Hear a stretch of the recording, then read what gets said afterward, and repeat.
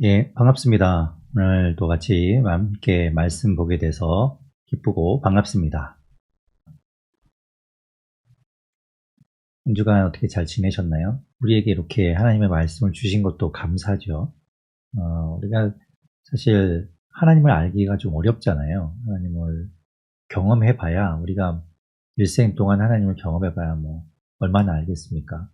근데 이제 이렇게 말씀을 통해서 하나님을 알게 되고, 또 예수 그리스도를 알게 되고, 우리를 향하신 그 마음과 뜻을 알게 되는 것 자체가 감사한 거죠. 살아계신 하나님 감사합니다. 주님, 또 주님께서 주신 말씀을 우리가 함께 보게 됩니다. 이 말씀을 통해서 주님 앞으로 더 가까이 나아가고, 주님을 더 바라보길 원하고, 주님을 더 알기 원합니다.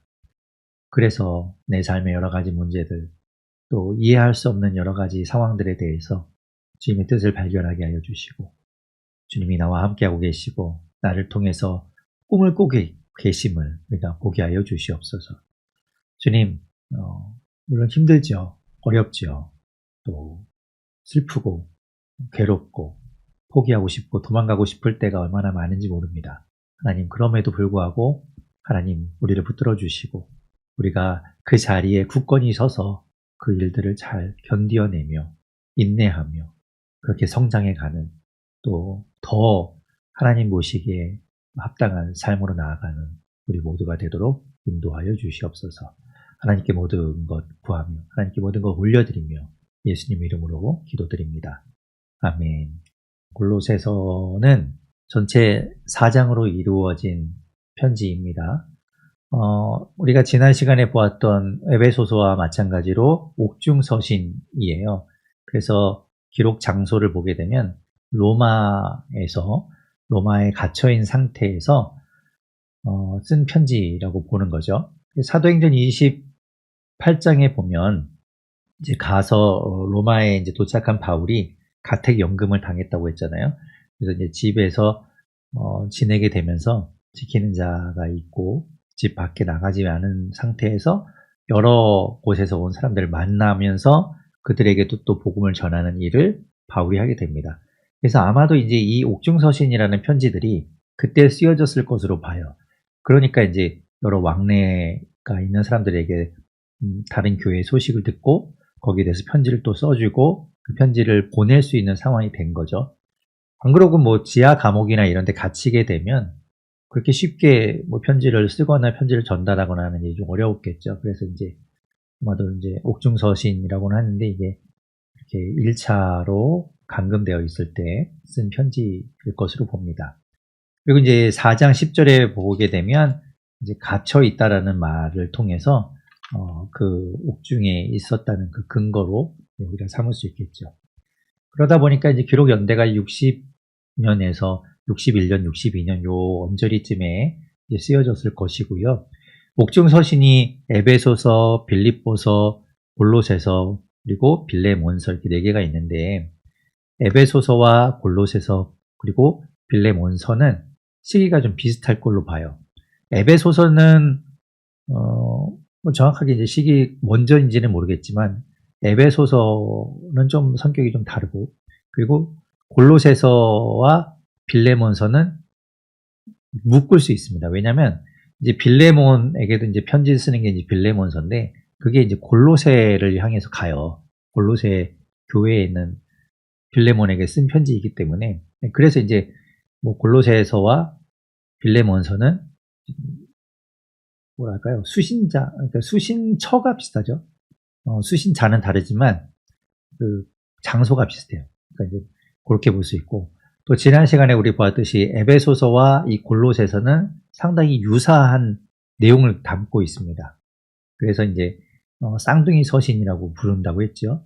그래서 에베소서와 이 골로새서가 이제 겹쳐지는 부분들이 오늘도 이제 보면 나오겠지만 좀 많이 있어요. 그런데 이제 에베소서는 조금 더 자세하죠. 6장까지 되어 있어서 조금 더 자세하고, 골로새서는 조금 축약된 내용 같은 그런 느낌이 듭니다. 이 골로새서의 주제를 이야기하면 하나님의 충만이시고, 그리고 하나님께서 우리에게 보여주신 그 비밀이죠. 구원의 비밀이신 그리스도, 그 그리스도의 탁월성에 대해서 이야기합니다. 그래서 이 골로새서가 그리스도에 대해서 이야기하는 기독론이라고 이야기할 수 있어요. 그리고 나서 이제 또 내용을 살펴보면 1장, 2장이 이제 교리적인 내용. 그래서 우리를 위해서 그리스도께서 하신 일이 무엇인가 그걸 이야기하고 있고, 그리고 3장, 4장에서는 실천편. 그래서 우리를 통해서 우리가 무엇을 함으로 인해서 그리스도께 이제 영광을 돌릴 수 있는, 그리스도께서 기뻐하시는 일을 우리가 하게 되는가, 뭐 이런 것들을 보는 거죠. 그래서 우리를 통해서 그리스도께서 하시는 일이 무엇인가를 살펴보게 됩니다. 내용적으로 이제 좀 나눠보면 1장에서 1절부터 14절까지 이제 인사하고, 또 그리고 이 골로새 교회에 대한 이야기를 하면서 14절까지 이제 기도하는 내용이에요. 바울이 골로새를 위해서 기도할 때 어떤 내용으로 기도하는지 이런 것들을 이야기하고 있고, 그리고 1장 15절부터 뭐 사실 나눠놓긴 했는데 사실 2장 끝까지가 이제 예수 그리스도에 대한 이야기입니다. 그리고 뭐 2장에서는 이제 이단 사상에 대해서 이제 경계해라, 조심해라 라는 이야기로 이제 넘어가게 되는데요.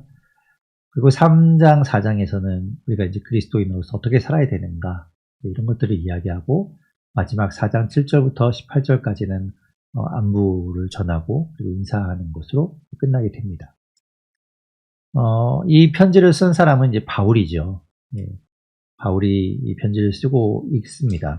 그래서 4장 18절에 보면 나 바울은 친필로 문안하노니 하면서 직접 편지를 쓰고 있다는 걸 밝히고 있기 때문에 바울로 보고 있고, 그러나 이 바울은 옥중에 있기 때문에 이 편지를 대신 전달해 줄 사람이 필요합니다.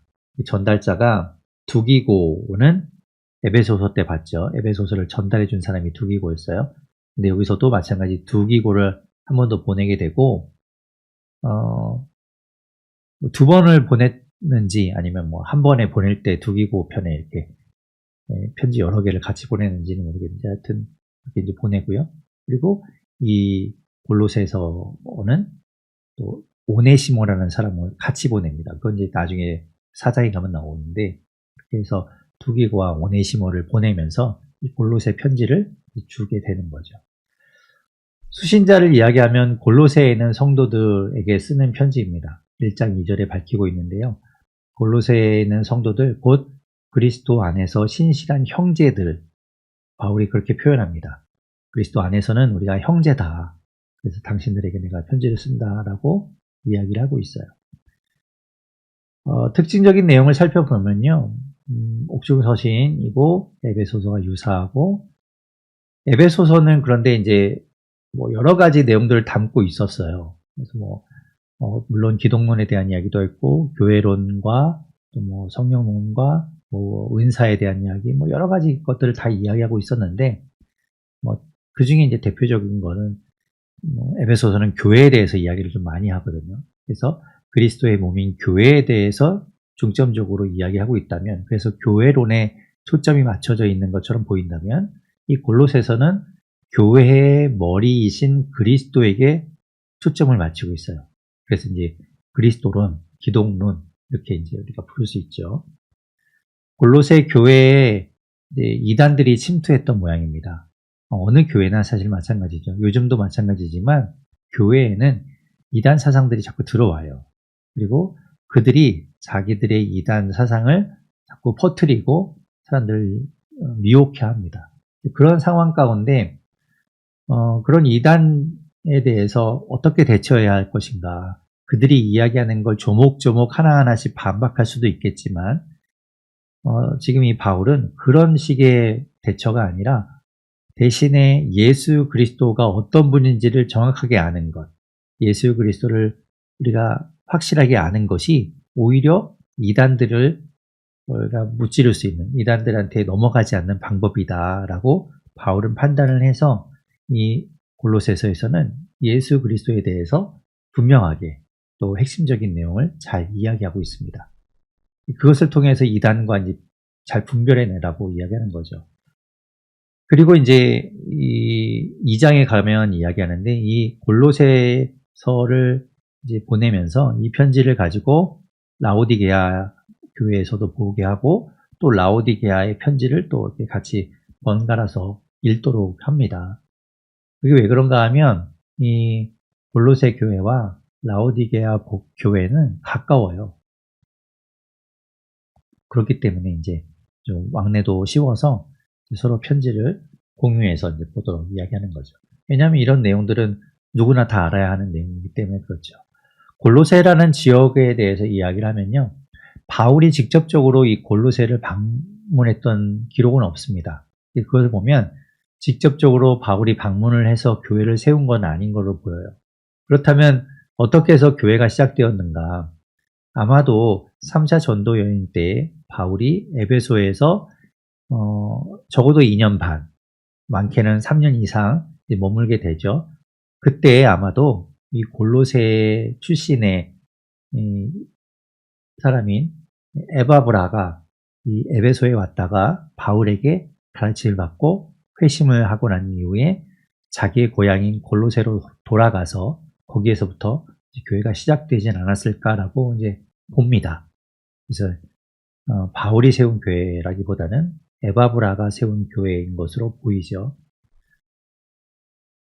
예, 그런 내용들이 이제 뭐 1장 7절이나 4장 12절 같은 데서 이제 바울이 이제 이야기하면서 에바브라가 골로새 교회의 목회자였다는 걸 이야기했는데 바울에게 이제 이 에바브라가 와서 골로새 교회의 상황을 전해 주었기 때문에 이 바울이 그것을 알고 골로새 편지를 쓰게 된 겁니다.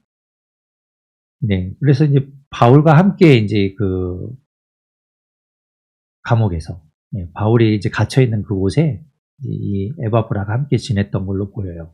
이 골로새서에는 나오지 않는데 빌레몬서에 보면 바울과 함께 갇혀 있는 것으로 이제 얘기가 되고 있어서 에바브라가 왔다가 바울과 함께 지내고 있는 것으로 보입니다.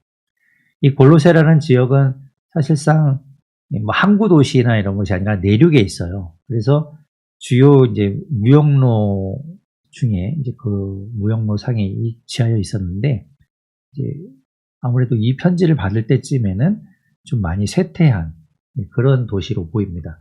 그러나 아무래도 뭐 왕래가 많은 사람들이 이제 지나다닐 때마다 거쳐갔던 곳이기 때문에 여러 사상과 문화가 이제 교류가 있었던 그런 곳으로 볼 수 있죠.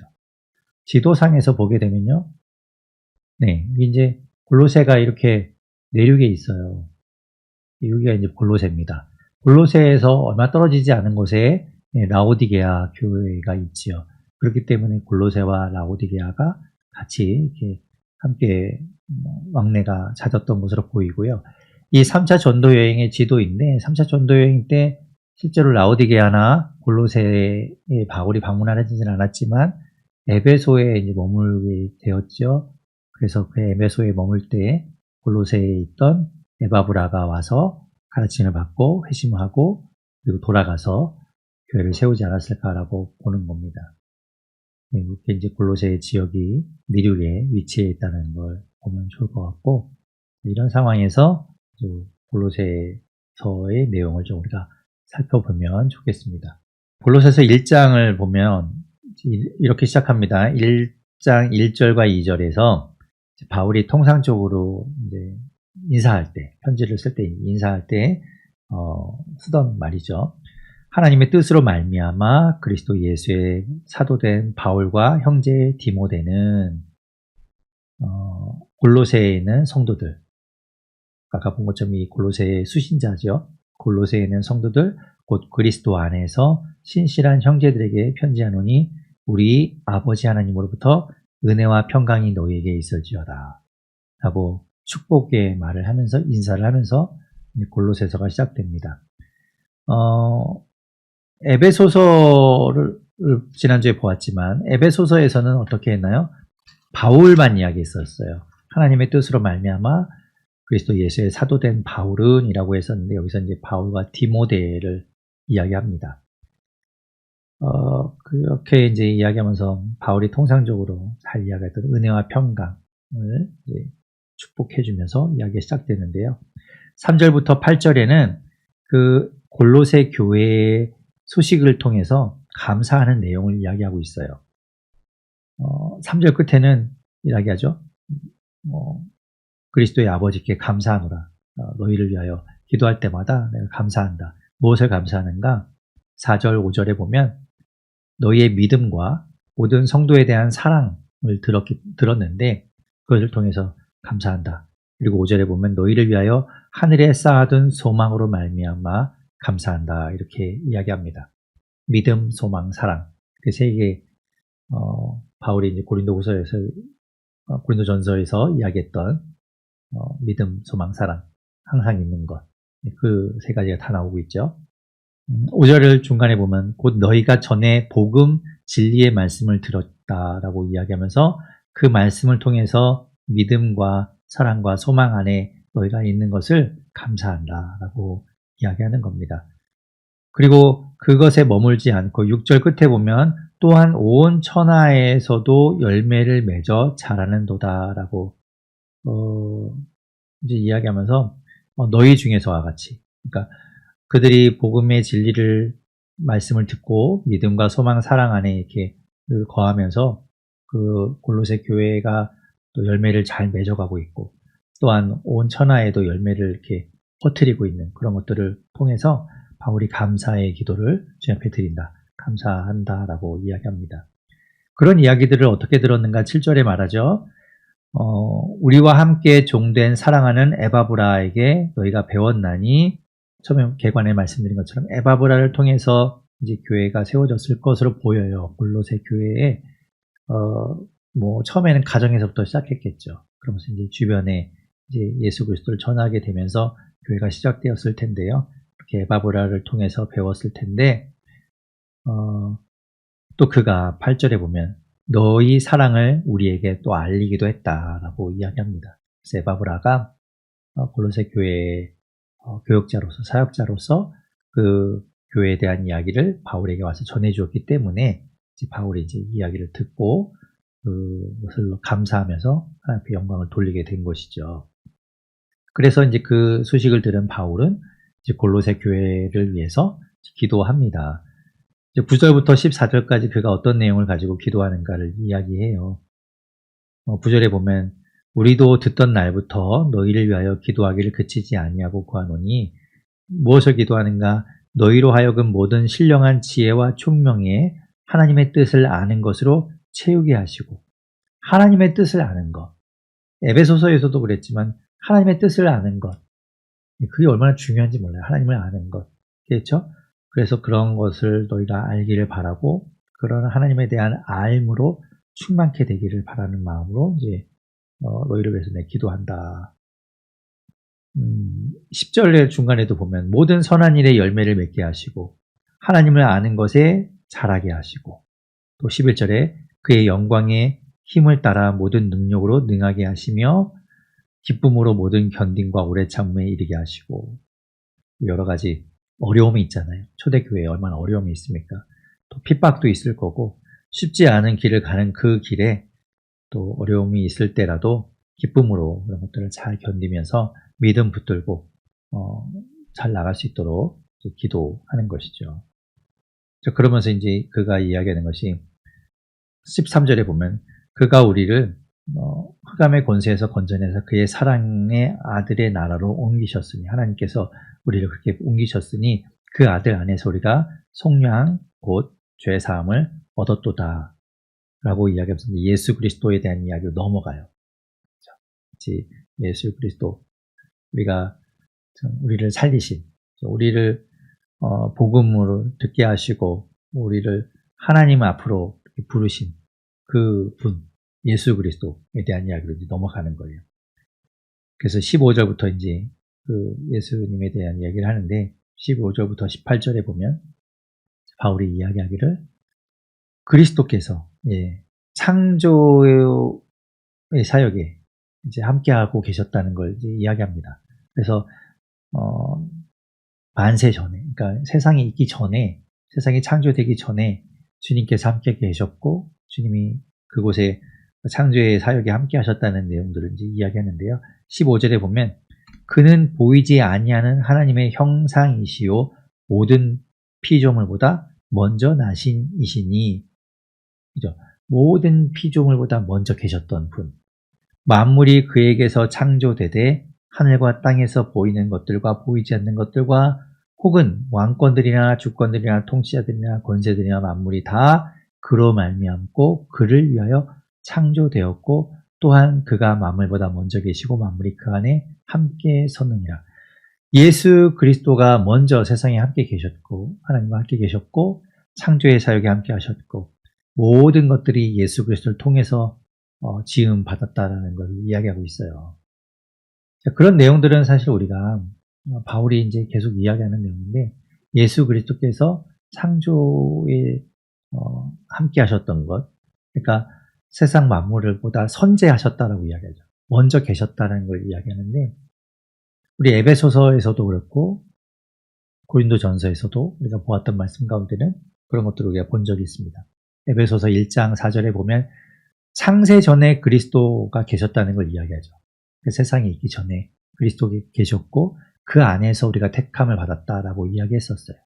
그리고 고린도전서 8장에서도 그런 이야기를 하고 있는데 이제 6절에 보면 우리에게는 한 하나님 곧 아버지가 계시니 만물이 그에게서 났고 우리도 그리하여 했고 또한 한 주 예수 그리스도께서 계시니 만물이 그로 말미암고 우리도 그로 말미암아 있느니라 라고 이야기하면서 예수 그리스도께서 만물을 창조하실 때 함께 계셨다는 걸 이제 이야기하고 있어요.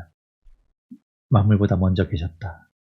그러면서 이제 이 15절, 16절에서 그리고 17절까지 주님을 높이고 있는 거죠. 주님이 모든 만물을 창조하시고 그를 통하여 만물이 이제 있게 되었으니 그분께 영광을 돌리는 내용이에요.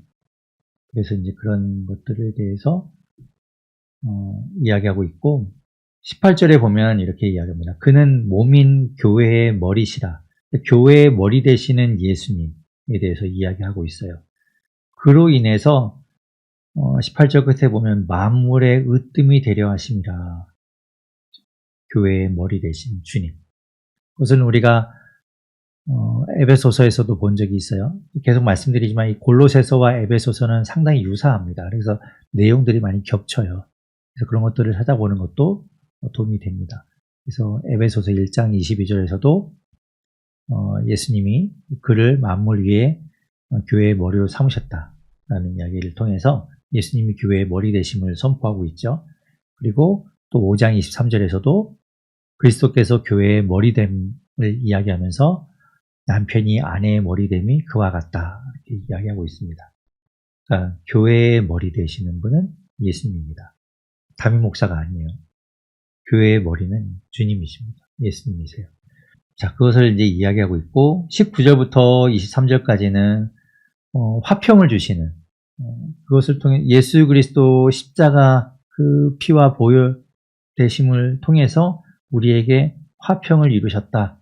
화목하게 하셨다. 막힌 것들을 헐어버리셨다라는 것 우리가 에베소서에서도 본 적이 있죠. 그런데 그 내용을 이제 여기서도 바울이 이야기합니다. 19절부터 23절에 보면 아버지께서는 모든 충만으로 예수 안에 거하게 하시고 그의 십자가의 피로 화평을 이루사 만물 하늘에 있는 것이나 땅에 있는 것이나 다 자기와 화목하게도 우리와 하나님의 관계가 회복되게 하시고 또 인간이 죄를 범함으로 인해서 자연 만물도 하나님으로부터 심판을 받게 되고 멀어졌던 것들도 다 화해하게 되고 우리도 또한 자연과 화해하게 되고 이런 화목하게 되고 화해하고 화평이 이루어지게 되었다는 거예요. 예수님을 통해서. 우리가 그 내용을 또 에베소서에서 본 적이 있잖아요. 에베소서 2장에서 보면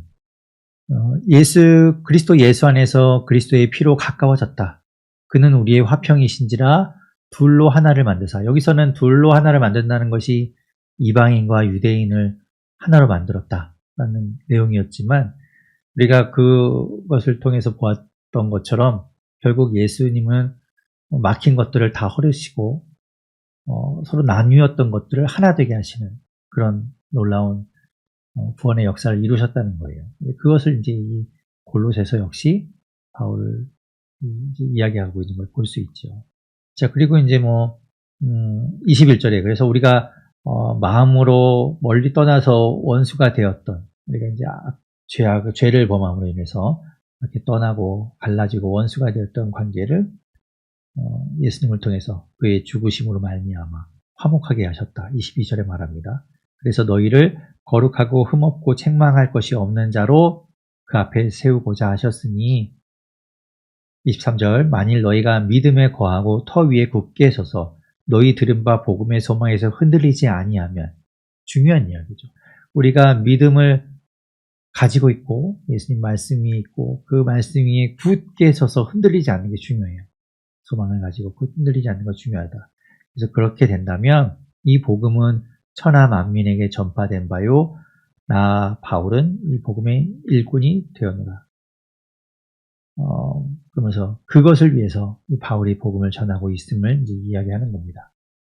바울이 복음 전하면서 교회에 막 성도 수를 늘려서 헌금 많이 걷어서 이 바울이 잘 먹고 잘 살고 유명해지려고 하는 것이 아니라 바울이 복음을 전하는 것은 그렇게 복음을 들은 사람들이 믿음을 가지게 되고 그 믿음에 굳게 서서 흔들리지 않고 그 믿음을 가지고 소망을 가지고 살아가게 하기 위해서 하나님의 거룩한 백성으로 살아가도록 하기 위해서 이 복음을 전하는 것으로 바울이 위안을 삼는 거죠. 그게 보람인 거예요. 그러면서 24절부터 바울이 그것을 위해서 내가 그런 일을 한다. 이걸 이야기합니다. 24절 중간에 보면 그리스도의 남은 고난은 그의 몸된 교회를 위하여 내 육체에 채우노라. 내가 복음을 전하면서 또 전도하고 여러 가지 교회를 세우는 일들 통해서 어렵죠. 고난이 있죠. 가는 데마다 핍박받기도 하고 냉대를 당하기도 하지만 그런 것들이 결국 몸된 교회를 위해서 하는 것이기에 그가 그런 고난까지도 달게 받고 그것을 육체에 채운다 라고 이야기합니다. 포기하는 것이 아니죠. 25절에 보십시오. 내가 교회의 일꾼 된 것은 하나님이 너희를 위하여 내게 주신 직분을 따라 하나님의 말씀을 이루려 함이니라. 하나님의 말씀을 이루기 위해서 내가 그 일을 하고 있다. 그 일을 달려가고 있다. 이렇게 말하는 거예요. 26절에 이 비밀은 만세와 만대로부터 감춰졌던 것인데 이제는 그의 성도들에게 나타났고 우리가 이전에도 원래 하나님의 비밀, 하나님께서는 모든 이에게 이제 이 놀라운 구원의 비밀을 다 밝히 알게 하신 것이 아니라 이제 선지자들을 통해서 우리가 이해할 수 있는 만큼 조금씩 이제 알려왔어요. 그런데도 사람들은 그것을 받아들이지 않았죠. 우리에게는 감춰졌던 비밀이 예수 그리스도가 이 땅에 오심으로 인해서 그것이 분명하게 우리에게 드러났습니다.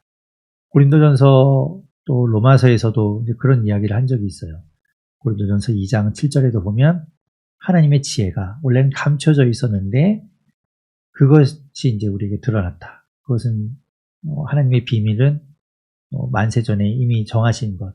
그래서 이제 정하신 것이었는데 그것이 비밀처럼 감춰져 있었는데 우리에게 드러났다. 예수 그리스도 통해서 보여지게 되었다라는 것이 이제 고린도전서와 로마서 16장에서 하는 이야기입니다. 우리가 이제 그것을 예수 그리스도를 통해서 하나님의 놀라운 구원의 비밀을 알게 된 거잖아요. 예수님을 믿으면 구원받는다. 또 이 26절의 이야기는 사실은 이제 골로새서 개관에서 말씀드렸듯이 여러 이단들이 이 골로새 교회를 들어와서 성도들을 미혹했었는데요. 그 중에 이제 그런 이단들을 이렇게 좀 묶을 수 있는 공통적인 것이 무엇이냐 하면 이제 크게는 율법주의자들과 그리고 영재주의라고 할 수 있어요. 영재주의는 영과 육이 좀 따로라고 생각하는 거죠. 그리고 영적인 것과 육적인 것을 분리해서 영적인 것은 선하고 좋은 것, 육적인 것은 악하고 나쁜 것, 이렇게 이제 분리해서 이야기합니다. 그래서 이제 그런 영적인 것, 이것은 이제 지혜고 아주 비밀적인 일이기 때문에 그것은 아는 사람에게만 알려져 있는 거예요. 그러니까 모든 사람이 그 비밀을 알게 되는 것이 아니라 특정한 사람들만 그 비밀을 알고 있어서 그 사람들을 통해서 그들을 통해서만 그 비밀에 접근할 수가 있어요. 그렇게 되는 원리인데 지금 26절에서는 그것이 성도들에게 나타났다. 아니다. 특정한 사람만 그 비밀을 아는 것이 아니라 모든 성도가 그 비밀을 알게 되었고 이제 그 구원의 비밀이 모든 성도에게 밝히 드러났다라고 이야기하는 거예요. 그러니까 영지주의를 지금 비판하고 있는 내용이기도 한 거죠. 그 비밀이란 무엇인가? 27절 끝에 말합니다. 이 비밀은 너희 안에 계신 그리스도시니 곧 영광의 소망이니라. 무엇이 비밀이니까? 예수 그리스도가 비밀입니다. 예수 그리스도가 그 구원의 놀라운 비밀인 거예요. 우리 인간의 지혜로는 도저히 생각할 수 없는 하나님의 아들인 예수 그리스도를 이 땅에 보내서 우리를 구원하시는 그 놀라운 계획, 이것이 비밀인 것이죠. 우리가 그것을 예수 그리스도를 통해서 알게 된 것이고 또 그 예수 그리스도를 통해서 구원을 얻게 된 겁니다. 28절, 29절에 보면 우리가 그를 전파하여 예수 그리스도를 전파하여 각 사람을 권하고 모든 지혜로 각 사람을 가르친 것은 각 사람을 그리스도 안에서 완전한 자로 세우려 함이니 그렇게 복음을 전하고 예수님을 알려주고 가르친 것은 그들이 완전한 자로 세워지게 하려는 것이라는 거죠. 이를 위하여 나도 내 속에서 능력으로 역사하시는 이의 역사를 따라 힘을 다하여 수고하노라 이렇게 이야기합니다. 그게 중요하다. 그러니까 복음을 전해서 그냥 들려주고 좋은 이야기 들려주고 그것으로 끝나는 게 아니라 그걸 들은 사람들이 완전한 자로 세워지게 하기 위해서 얼마나 수고하고 애쓰는지 모른다 이렇게 말하는 겁니다. 우리가 에베소서에서도 보았던 말씀과 같아요.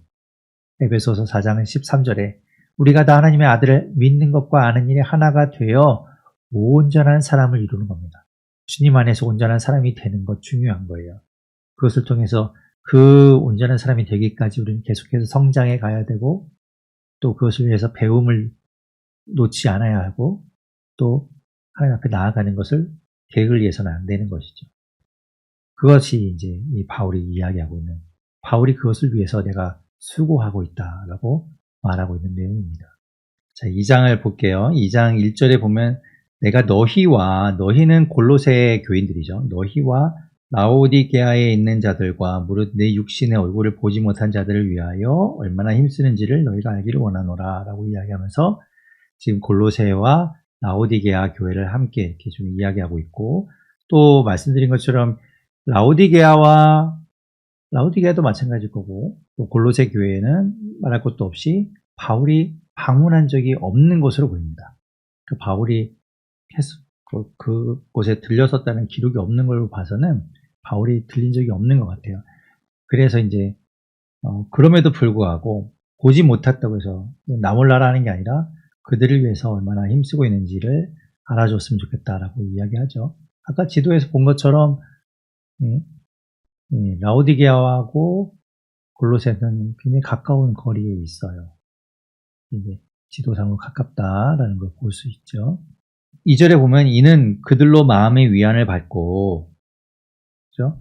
이제 지금 골로새 교회와 라오디게아와 또 아직 나를 직접적으로 보지 못했지만 내가 마음을 쓰고 있는 그들에게 그들로 마음의 위안을 받고 사랑 안에서 연합하여 확실한 이해의 모든 풍성함과 하나님의 비밀인 그리스도를 깨닫게 하려 합니다. 바울이 그런 이유로 이제 편지를 쓰고 있다는 거죠. 이런 걸 원하는 거예요.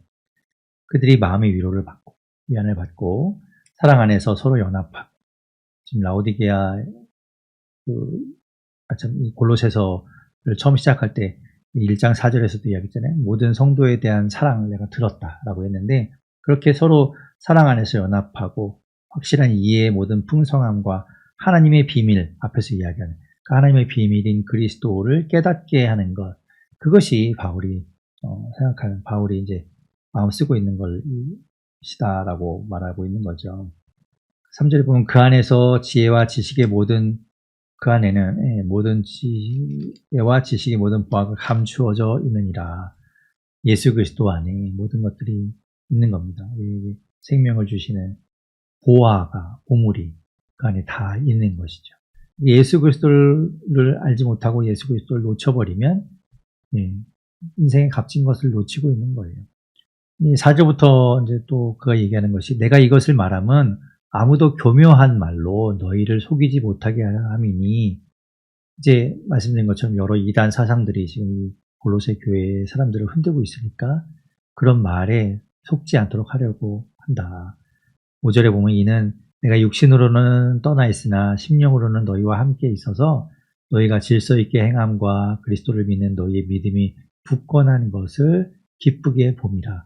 내가 당신들과 만나서 본 건 아니지만 이야기를 들었을 때에 당신들이 믿음 위에 굳게 서 있다는 것, 그리고 서로 사랑하고 소망 갖고 살아가는 것, 그런 이야기를 들음으로 인해서 내가 기쁘게 마치 보는 것처럼 본다라고 말하는 겁니다.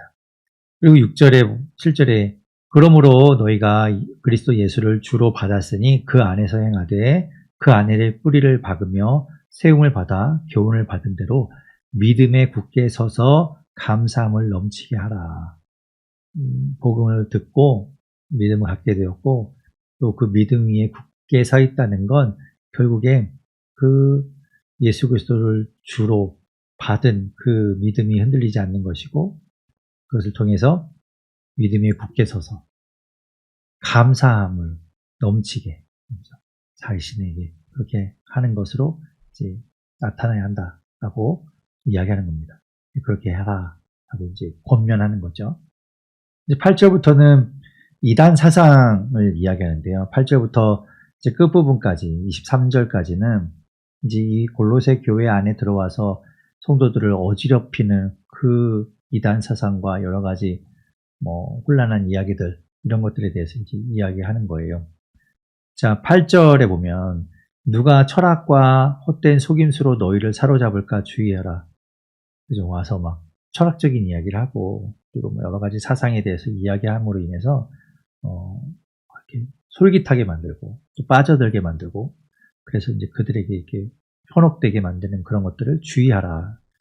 이런 것들을 8절 중간에 뭐라고 말하는가 하면 사람의 전통과 세상의 초등 학문이라고 이야기하면서 그런 것들을 따르지 말고 예수 그리스도를 따라라 이렇게 이야기하는 거예요. 세상의 초등 학문이다. 아주 저급한 초등 학문이니까 초보적이고 세속적이고 좀 저급한 것으로 바울이 이야기하는 거죠. 갈라디아서 말씀에서 바울이 초등 학문이라는 이야기를 한 적이 있어요. 갈라디아서 4장 3절에 보면 세상의 초등 학문 아래에 우리가 있어서 종노릇하고 있었다라고 이야기하면서 예전에 따르던 사상들, 철학들, 여러 가지 이방 신들 이런 모든 것들을 다 세상의 초등 학문이라고 이야기했었는데 오늘 이제 골로새서 말씀에서도 바울이 세상의 초등 학문이다. 그런 것들이 철학이니 헛된 속임수니 이런 게 다 세상의 초등 학문이다라고 이야기하고 있습니다. 중요한 건 그런 것이 아니니 예수 그리스도를 따르는 것이 중요하다. 예수 그리스도가 진짜다라는 걸 이제 바울이 말하는 거죠. 9절에 보면 그 안에 예수 그리스도 안에는 신성의 모든 충만이 육체로 거하고 계시다. 이것 또한 이제 이 이단 사상에 대해서 이제 현혹되지 않도록 하기 위한 바울의 가르침입니다. 아까도 말씀드렸듯이 영지주의, 초기의 영지주의에서는 얘기했잖아요. 육체는 악한 것이에요.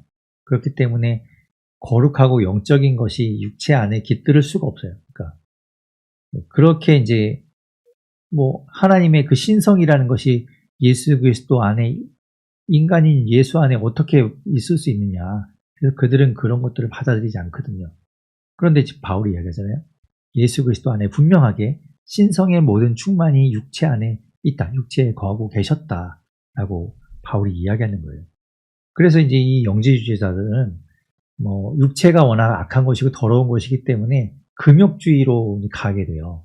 육체가 하고 싶은 대로 하는 건 악한 길을 가는 거기 때문에 육체를 아주 그냥 어렵게 하죠. 모든 거 다 절제하고 안 하는 겁니다. 육적인 일에는 신경 쓰지 않으려고 하는 거죠. 그리고 이제 예수님에 대해서도 예수님이 어떻게 하나님의 아들이라면 인간의 몸으로 이 땅에 올 수 있냐. 인간의 몸은 더러운 몸인데, 악한데, 어떻게 그럴 수 있냐라면서 이제 그걸 거부하는 거죠. 그런 모든 것들에 대해서 이제 이 구절을 통해서 바울이 이야기하는 겁니다. 예수님 안에 신성의 모든 충만이 육체로 거하고 계셨다. 그리고 10절에 보면 너희도 그 안에서 충만하여졌으니 그는 모든 통치자와 권세의 머리시라. 예수 그리스도가 신성의 모든 것들을 다 가지고 계십니다. 100% 하나님이시고 100% 인간이신, 인간이면서 하나님이신 분, 그런 예수님에 대해서 이야기하고 있는 거예요. 11절부터 바울이 이야기하는 건 이제 세례에 대한 이야기를 하면서 11절에 보면 그 안에서 너희가 손으로 하지 아니한 할례를 받았으니, 이건 마음의 할례를 이야기하는 거죠. 우리가 육적인 그 육체에 행한 할례가 아니라 예수 그리스도를 믿음으로 인해서 우리가 성령으로 세례를 받는 것, 그런 마음의 할례를 받았으니 곧 그것은 육의 몸을 벗는 것이요 그리스도의 할례니라. 너희가 세례로 그리스도와 함께 장사되고 또 죽은 자들 가운데서 그를 일으키신 하나님의 역사를 믿음으로 말미암아 그 안에서 함께 일으키심을 받았느니라. 우리가 예수 그리스도를 믿고 예수 그리스도를 믿는 것으로 인해서 세례를 받는 것은 여러 차례 말씀드린 것처럼 우리가 예수 그리스도와 하나가 되는 거예요. 이제는 예수 그리스도와 함께 십자가에 죽고 우리가 죽은 겁니다. 예수님만 죽은 게 아니라 예수님이 죽음으로 인해서 우리가 함께 죽은 거고요. 예수님이 부활하심으로 인해서 우리도 부활하여서 새 사람으로 이 땅에 살아가고 있는 거예요. 새 사람으로. 우리는 예수님과 함께하는 삶입니다. 그것을 이제 바울이 이야기하는 거죠. 이전에도 바울은 계속해서 이제 그 세례와 예수님과 하나 되는 것을 이야기했었어요. 갈라디아서 3장 27절에서도 우리가 누구든지 그리스도와 합하기 위하여 세례를 받았다라고 이야기하면서 세례를 받는다는 건 예수 그리스도와 합하는 것, 하나 되는 걸 이야기한다. 그리고 로마서 6장에서도 3절부터 5절에 보면 예수 그리스도 예수와 합하여 세례를 받은 우리는 이제 그와 함께 죽고 또 그와 함께 사는 것이다. 이제 예수 그리스도와 합하고 연합한 자가 된 거다라는 이야기를 하고 있죠. 우리가 여러분 예수님을 믿고 세례를 받고 그것을 고백하는 세례를 했다면 이제 우리는 예수님과 하나가 된 거예요. 그러니 우리가 예수님과 하나가 되었고 예수님과 함께 하는데 13절에 보면 범죄와 육체의 무할례로 죽었던 너희를 하나님이 그와 함께 살리시고 우리의 모든 죄를 사하시고 그렇게 하셨다. 그리고 우리의 어떤 악한 것들을 다 십자가에 못 박아서 다 없애셨다. 라는 걸 이야기하죠. 그렇기 때문에 십자가의 능력, 십자가를 통해서 15절 끝에 보면 십자가로 그들을 이기셨느니라. 십자가로 승리를 우리에게 주신 거죠. 에베소서에서도 말씀했었습니다. 에베소서 2장 16절에 보면 십자가로 이 둘을 한 몸으로 하나님과 화목하게 하심이라. 그러면서 원수된 것을 십자가로 소멸하시고 십자가의 능력, 십자가로 원수된 것을 소멸하셨다. 여기서도 이제 골로새서 2장 15절도 십자가로 그들을 이기셨다라고 바울이 이야기하고 있는 거죠. 그 십자가의 능력이 그런 겁니다. 그리고 이제 16절 17절에 아마도 이거는 유대의 율법주의를 이야기하는 것 같아요. 초기 영지주의뿐만 아니라 유대교회에서 온 사람들, 계속해서 초대교회를 흔들고 있는 사람들이 그런 사람들이죠. 유대주의자들, 율법주의자들이 와서 예수 믿는 것으로는 안 된다. 너희도 우리처럼 유대인처럼 돼야 된다. 라고 하면서 율법을 강조하고 율법을 지켜야 한다고 말하는 사람들. 16절에 보십시오. 그들이 말해서 이야기하는 거예요. 먹고 마시는 것. 분명히 유대인들처럼 너희도 똑같이 먹는 것도 가려야 하고 정한 것, 부정한 것 그런 게 정해서 먹어야 되고 절기 지켜야 되고 초하루, 안식일 이런 것도 반드시 지켜야 한다라고 이야기하는 겁니다. 그런 거로 너희를 비판하지 못하게 하라. 그런 것에 속아 넘어가지 말라. 그런 것에 현혹되어서 이런 거 해야 되는 거 아닌가? 안 하면 큰일 나는 거 아닌가? 이런 생각하지 말라는 거예요. 17절에 말하죠. 이런 것들은 장래 일의 그림자이나 몸은 그리스도의 것이니라. 이렇게 율법을 지키고 율법을 따라야 한다고 말하는 그런 것들은 그냥 우리가 해야죠. 말씀드린 것처럼 우리가 예수 그리스도를 믿으면 그 하나님의 사람에 맞게 이제 우리가 자연스럽게 해야 되는 일입니다. 이런 것들은 우리가 해야 될 일이지만 그것은 앞으로 있을 것들에 대한 징조이고 어떻게 보면 허상일 뿐이에요. 그게 우리를 구원하지 못하잖아요. 구원받은 우리가 해야 되는 것이죠. 정말 중요한 것은 그리스도다라는 거예요. 몸, 그림자와 몸이 있는데 우리가 무엇에 집중해야 되는가? 그림자는 몸 때문에 생겨나는 거잖아요. 근데 우리가 그림자에만 집착하면 안 되겠죠. 정말 중요한 허상인 그림자에 집착할 것이 아니라 실상인 예수 그리스도를 바라봐야 하는 거죠. 그래서 예수님이 중요하다는 걸 강조하고 있는 겁니다. 그런가 하면 이 골로새 교회에 또 다른 사람들이 있었어요. 그 사람들은 천사를 숭배하는 사람들이었습니다. 18절, 19절 보십시오. 아무도 꾸며낸 겸손과 천사 숭배를 이유로 너희를 정죄하지 못하게 하라. 그런 것 가지고 너희를 막 정죄하거든. 그런 걸로 우리를 정죄하지 못하게 막아라. 그런 것과 상관없다는 걸 알고 그런 걸 물리치라고 이야기합니다. 천사를 숭배했대요. 그러니까 이것도 어떻게 보면 그 초기 영지주의의 한 유형이라고 볼 수 있어요.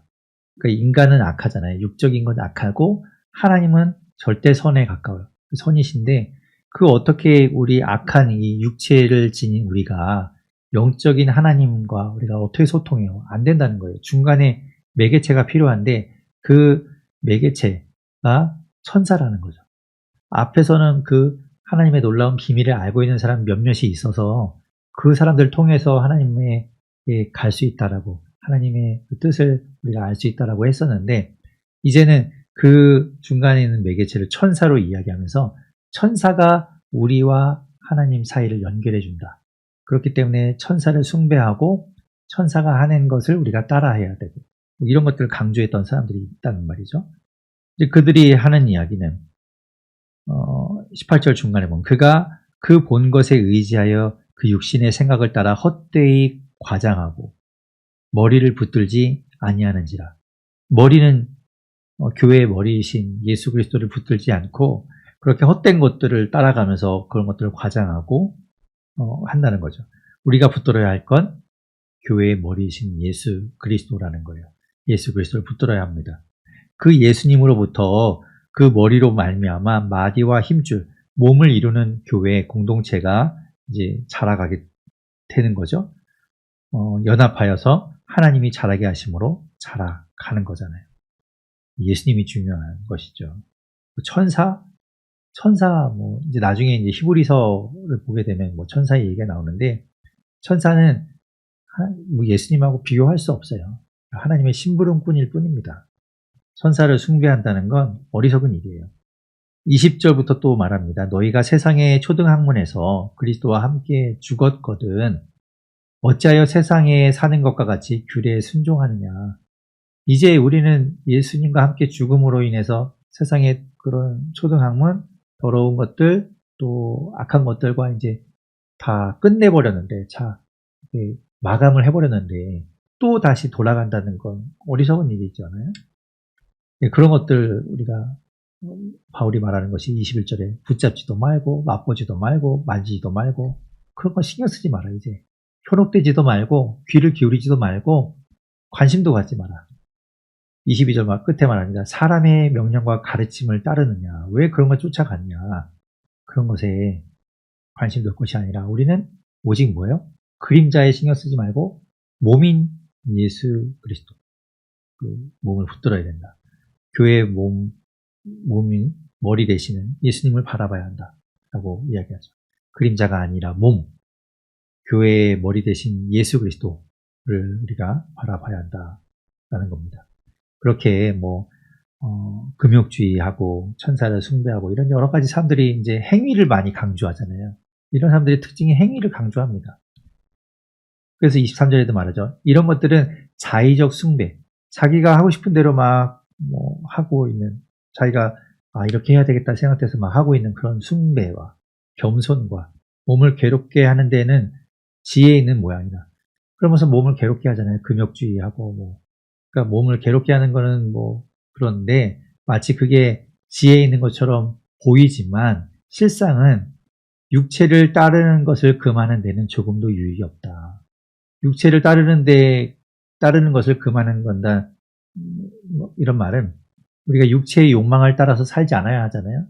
그런데 육체의 욕망을 따라서 살지 않도록 하는 데는 이런 것들이 아무런 유익이 안 된다는 거예요. 그래서 바울이 갈라디아서에서 했던 얘기가 뭡니까?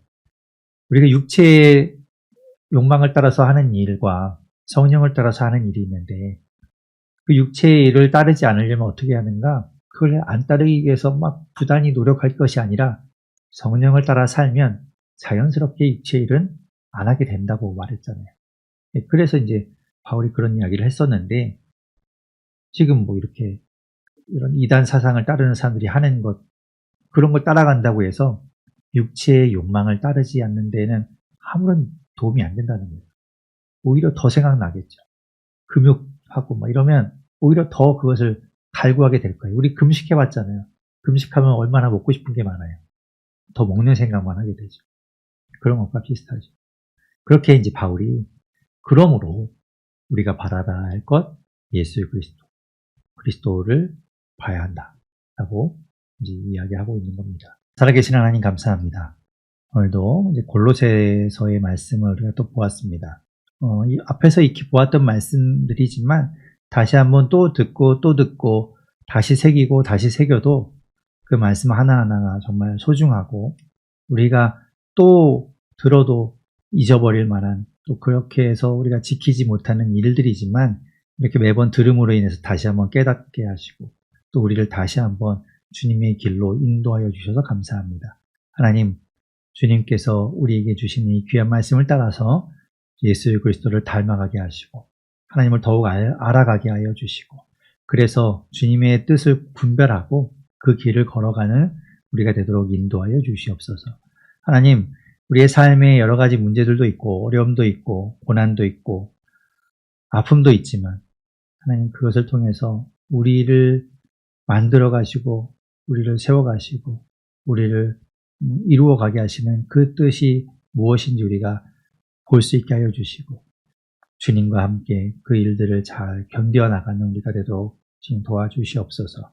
하나님, 우리 인생을 그렇게 그냥 내버려 두지 마시고 하나님께서 붙들어 주시고 늘 위로하시고 함께 하여 주셔서 우리에게 힘을 더하여 주시옵소서. 모든 것 주님 감사하며 모든 영광 주님께 올려드리며 예수님 이름으로 기도드립니다. 아멘.